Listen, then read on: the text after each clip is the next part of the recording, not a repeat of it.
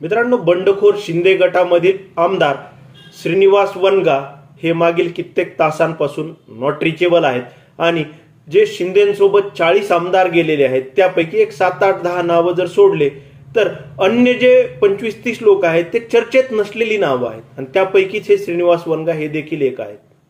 आणि मग त्यांना एवढा सर्व पश्चाताप झाल्याचा आणि त्यांचा व्हिडिओ काल रात्री जेव्हा त्यांनी मीडियाला बाईट दिल्या तेव्हा प्रचंड व्हायरल झाल्याचा आपण सर्वांनी पाहिलेला आहे.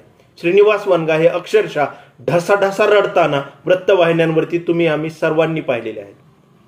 आणि मग अनेकांना प्रश्न पडला असेल की हे श्रीनिवास वनगा म्हणजे नक्की कोण आहेत, त्यांना एवढा पश्चाताप नक्की का झाला आहे. आणि मग त्यांचीच कथा ही या व्हिडिओमध्ये आपण पाहणार आहोत की श्रीनिवास वनगा यांचा राजकीय उदय हा नक्की कसा झाला. मग त्यांच्या घरामध्ये राजकारण हे मागच्या पिढीपासून आहे. आपल्याला त्यांच्या मागच्या पिढीकडे जाऊन मग ह्या सर्व गोष्टींची सुरुवात करावी लागेल.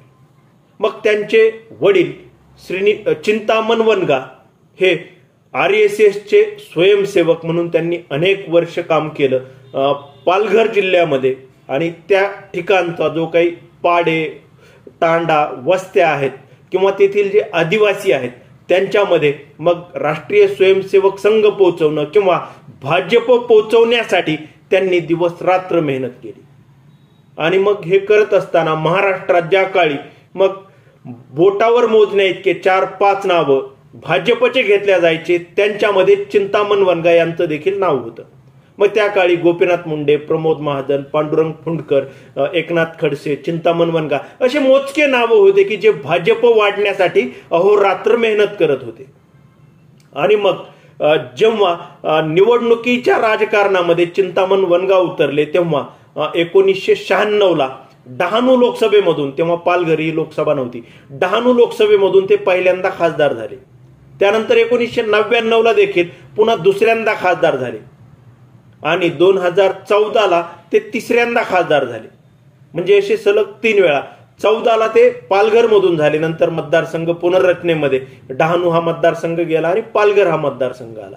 तर अशा पद्धतीने भाजपसाठी अहोरात्र मेहनत करणारे एक नेते म्हणून चिंतामण वनगा यांच्याकडे पाहिलं जातं.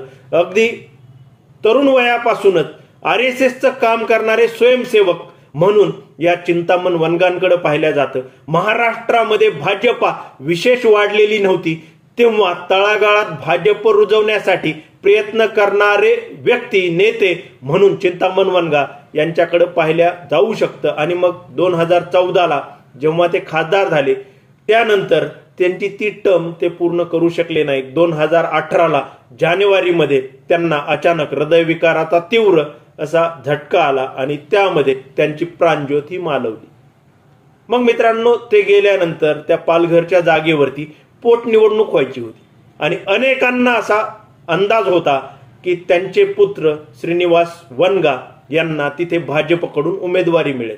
तोपर्यंत श्रीनिवास वनगा हे राजकारणात देखील नव्हते आणि चिंतामण वनगा यांनी ना स्वतःच्या खूप मोठ्या गाड्या घेतल्या, ना स्वतःचे बंगले बांधले, ना कुठे इस्टेट कमवून ठेवली. म्हणजे एक वेगळ्या निस्वार्थ भावनेने पक्षवाढीसाठी काम केलेले ते एक नेतृत्व होतं. आणि मग त्यामुळं अतिशय सर्वसामान्य कुटुंब असलेलं हे वनगा कुटुंब हे अनेकांना वाटत होतं श्रीनिवास वनगाला उमेदवारी मिळेल, परंतु भाजपने तिथं डाव साधला आणि मग काँग्रेसमधून आमदार असलेले राजेंद्र गावित यांना तिथे भाजपने आयात केलं आणि लोकसभेची उमेदवारी जाहीर केली. म्हणजे ज्यांनी अहोरात्र कष्ट केलं, त्यांचं उभी हयात भाजपसाठी घातली, त्या चिंतामण वनगांचं सर्व कार्य बाजूला सारून टाकलं आणि आयात उमेदवार राजेंद्र गावित यांना तिथं उमेदवारी देऊन टाकली. आणि मग त्यावेळी मग श्रीनिवास वनगा, त्यांची पत्नी, त्यांचा मुलगा, श्रीनिवास वनगांची आई म्हणजे चिंतामण वनगांची पत्नी हे सर्व मिळून त्यावेळी मग मातोश्रीवर आले, उद्धव ठाकरेंची भेट घेतली आणि मग उद्धव ठाकरे यांनी श्रीनिवास वनगा यांना अक्षरशः दत्तक घेतलं.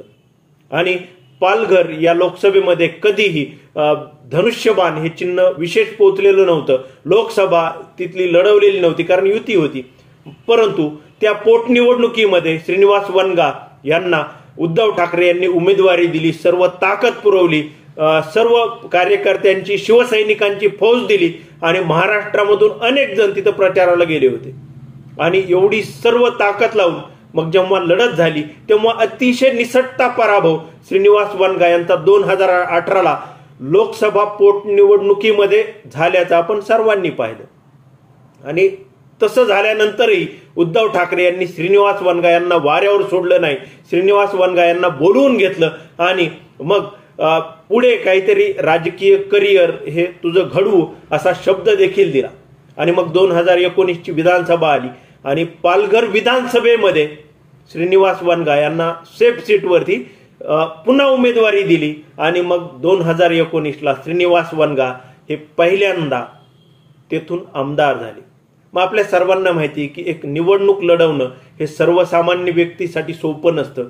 खूप गोष्टी लागतात, कार्यकर्ते सांभाळावे लागतात, प्रचारासाठीचं साहित्य लागतं, खूप मोठा खर्च करावा लागतो, अनेक जण भाषणांसाठी यावे लागतात, प्रचार दौरे काढावे लागतात, प्रत्येक ठिकाणी गाठी भेटी द्याव्या लागतात आणि अनेक गोष्टी असतात. आणि हे खरंच सर्वसामान्य व्यक्तीचं काम नाही. परंतु एकामागून एक, लोकसभेची एकदा आणि विधानसभेची एकदा, या दोन्ही निवडणुकांसाठीची सर्व जे काही आयोजन, नियोजन आणि खर्च असतो तर तो शिवसेना आणि उद्धव ठाकरे यांनी श्रीनिवास वनगांसाठी केला. चिंतामण वनगा यांचं कुटुंब राजकीय दृष्ट्या संपून जाऊ नये यासाठी केला. भाजपने जरी चिंतामण वनगांना वाऱ्यावर सोडलेलं असलं, वनगा कुटुंब संपवण्याचा विडा उचलला असला तरीही मग त्यांचं जे काही आयुष्यभराची कमाई आहे तर ती अशीच मातीमोल व्हायला नको म्हणून उद्धव ठाकरे यांनी श्रीनिवास वनगा यांना पाठिंबा दिला, दत्तक घेतलं आणि आमदार देखील केलं. आणि मग त्याच श्रीनिवास वनगांनी 2022ला काय केलं तर शिवसेनेमध्ये उभी फूट पडली आणि फूट पडल्यानंतर मग बंडखोर एकनाथ शिंदेसोबत श्रीनिवास वनगा यांनी जाणं पसंत केलं. फक्त गेलेच नाही तर एकीकडे उद्धव ठाकरे हे वर्षा बंगल्यावरच्या पायऱ्या उतरत होते मुख्यमंत्री पदाचा राजीनामा देऊन, तेव्हा जे बंडखोर 40 आमदार तिकडं टीव्ही पाहत होते, हॉटेलला थांबलेले होते मुंबईच्या बाहेर, तर ते सर्वजण नाचत होते, टेबलवर चढून नाचत होते. त्यामध्ये हे श्रीनिवास वनगा देखील होते. आणि मग एवढं सर्व जेव्हा केलेलं आहे तेव्हा आता उमेदवारी एकनाथ शिंदेंनी नाकारल्यानंतर कदाचित श्रीनिवास वनगांना त्या गोष्टीचा पश्चाताप होत असावा आणि त्यामुळं ते म्हणत आहेत की उद्धव ठाकरे सारख्या देव माणसाला मी धोका देऊन खूप मोठी चूक केली आहे. एकनाथ शिंदेसोबत जाऊन मी खूप मोठी चूक केली आहे.